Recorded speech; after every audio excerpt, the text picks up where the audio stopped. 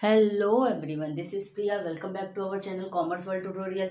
मैंने स्टार्ट किया है 12th standard economics chapter number 4 supply analysis.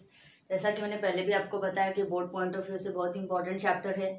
इसमें लॉ पूछा जाता है और भी कुछ ऐसे डिस्टिंग्विश है जो पूछे जाते हैं इस चैप्टर में से। 10 मार्क्स का ये चैप्टर आपको एग्जाम में आता है, बोर्ड एग्जाम में।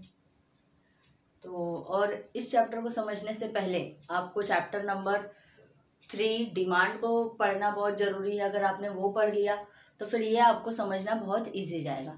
तो स्टार्ट करते हैं। आज मैं स्टार्ट कर रही हूँ अजम्पशन ऑफ द लॉ। कल मैंने लॉ पढ़ाया था आपको, लास्ट लेक्चर में मैंने लॉ पढ़ाया था कि लॉ क्या है सप्लाई का।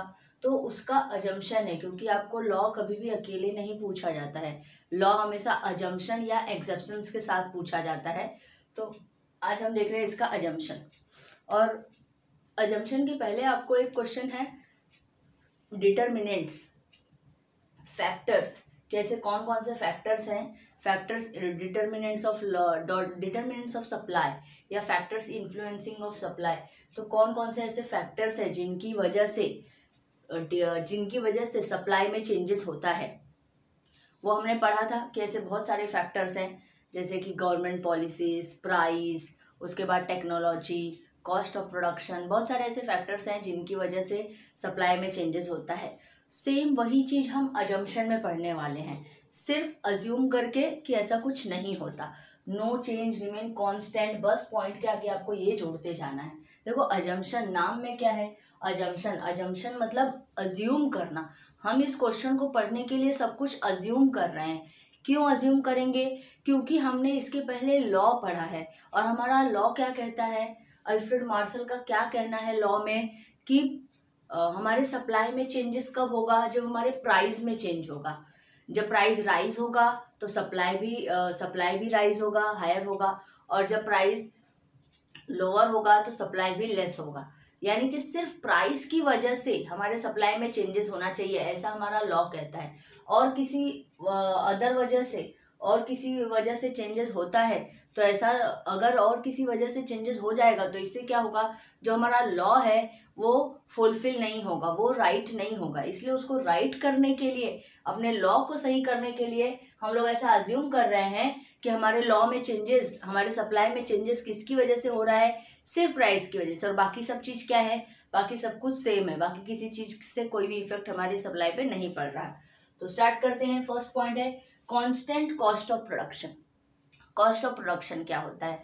कॉस्ट ऑफ प्रोडक्शन भी मैंने आपको लास्ट लेक्चर में भी बताई थी। कॉस्ट ऑफ प्रोडक्शन मतलब गुड्स को बनाने का खर्चा।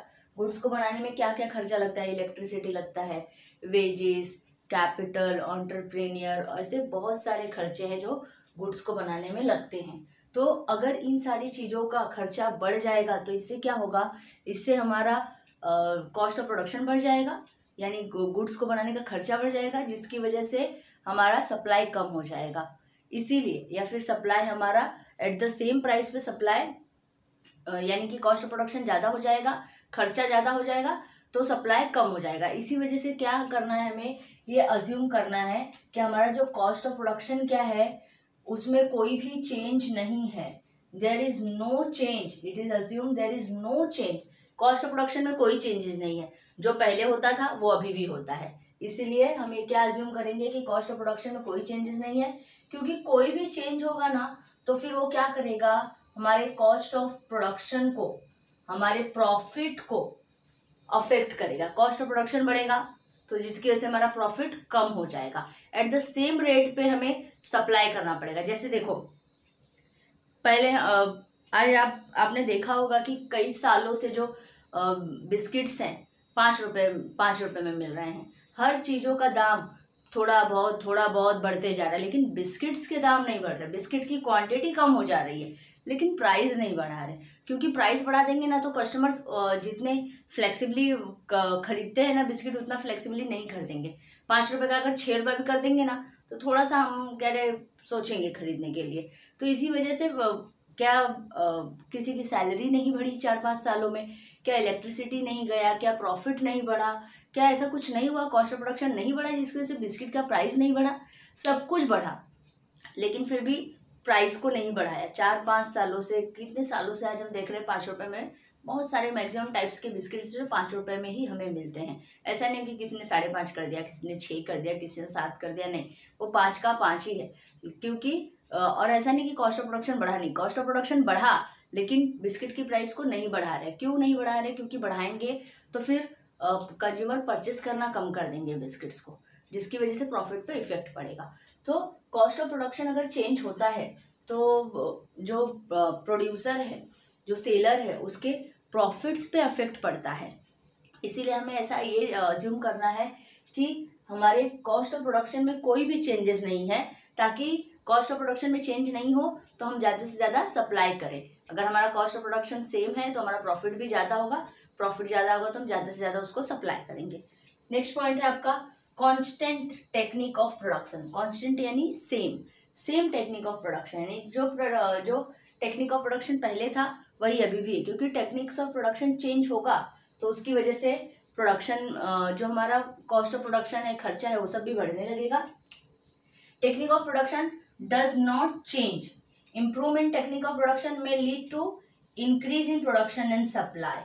अब क्या हो जाएगा, अगर टेक्निक बढ़ जाता है, टेक्निक हम यूज करते हैं, तो उससे क्या हो जाएगा, प्रोडक्शन बढ़ जाएगा। क्योंकि मशीनें काम जल्दी जल्दी करती हैं मैन पावर के कंपेयर में। जब जहाँ एक काम को करने के लिए 5 दिन लगता था, अब मशीन उसको 2 ही दिन में कर दे रहा है। तो प्रोडक्शन ज़्यादा होगा तो सप्लाई भी ज़्यादा होगा। लेकिन हम लोग को क्या करना है, प्रोडक्शन के ऊपर सप्लाई को नहीं बढ़ाना है।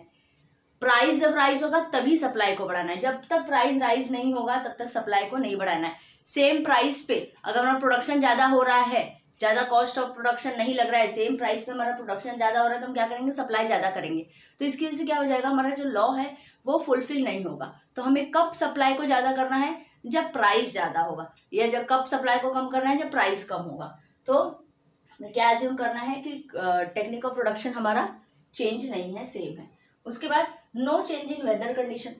वेदर कंडीशन अगर चेंज होता है, क्लाइमेट चेंज होता है, तो जिसकी वजह से जो एग्रीकल्चरल प्रोडक्ट्स हैं वो नुकसान होते हैं, नुकसान हो जाते हैं, तो जिनकी वजह से मार्केट में उनका शॉर्टेज हो जाता है और प्राइस हाई हो जाता है, या कभी कभी क्या रहे उसका निगेटिव इफेक्ट पड़ता है।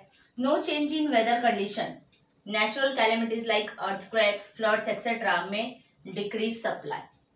तो इन सब की वजह से क्या होता है, हमारा सप्लाई डिक्रीज होता है। सप्लाई कब डिक्रीज होना चाहिए, सप्लाई, बस लॉ का कहना है कि सप्लाई तभी डिक्रीज होना चाहिए जब हमारा प्राइस कम होता है।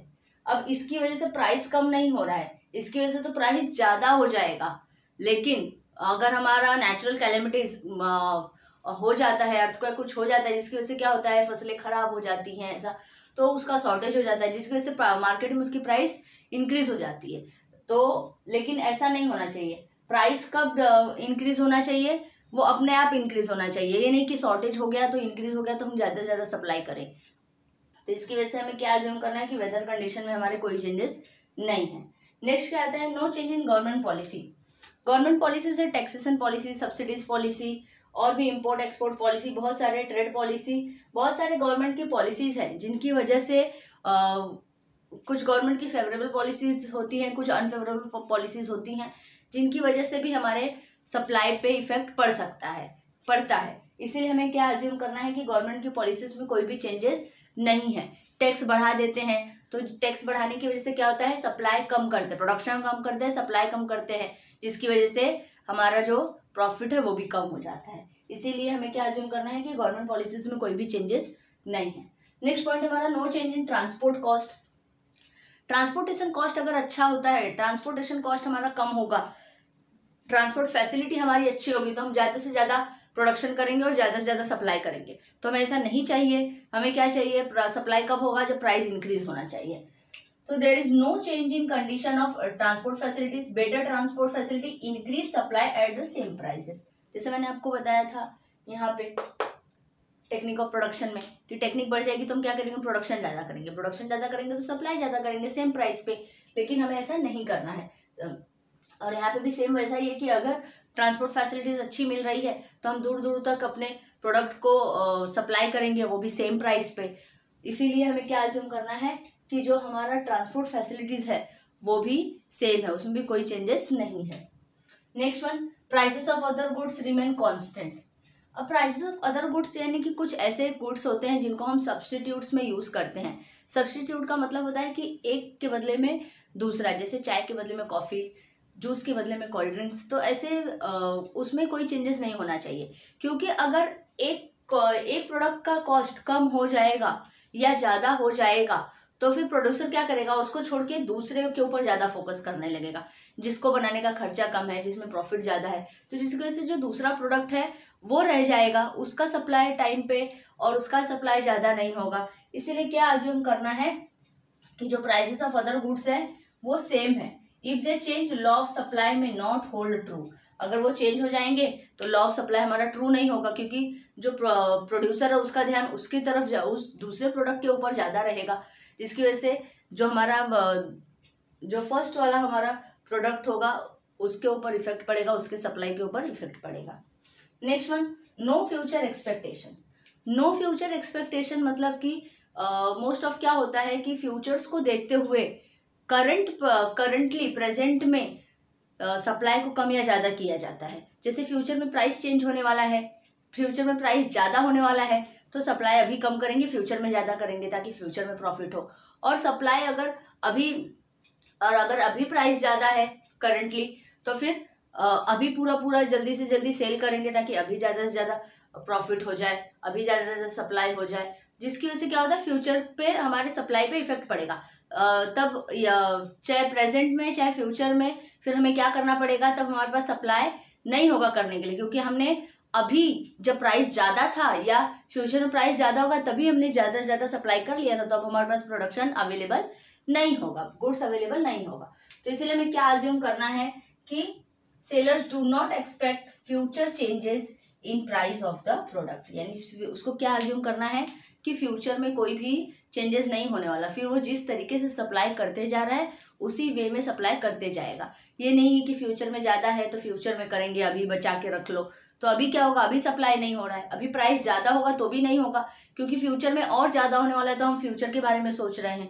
तो इसीलिए हमारा जो ये लॉ है वो सही करने के लिए, उसको ट्रू फुलफिल करने के लिए हमें ये सारे अजम्पशन करने हैं कि ये सारे अजम्पशन से क्या होगा कि हमारा जो सप्लाई है वो सिर्फ चेंज किसकी वजह से होना चाहिए, सिर्फ प्राइस की वजह से। और यही है जो हमारे फैक्टर्स हैं जो हमेशा कांस्टेंट रहेंगे, अदर थिंग्स बीइंग कांस्टेंट। अब जब स्टेटमेंट ऑफ लॉ लिखते हो तो उसमें लिखा है अदर थिंग्स बीइंग कांस्टेंट, यही वो अदर थिंग्स हैं जो कांस्टेंट होते हैं। और प्राइस की हायर होने की वजह से प्राइस के इंक्रीज होने की वजह से हमारा जो सप्लाई है वो इंक्रीज होगा, और प्राइस के डिक्रीज होने से हमारा सप्लाई डिक्रीज होगा। तो यही हमारे अदर थिंग्स जो हमें अजम्पशन में लिखने हैं। आई होप कि आपको समझ में आया होगा। समझ में आया होगा तो लाइक, सब्सक्राइब, शेयर करना ना भूलना। Thank you.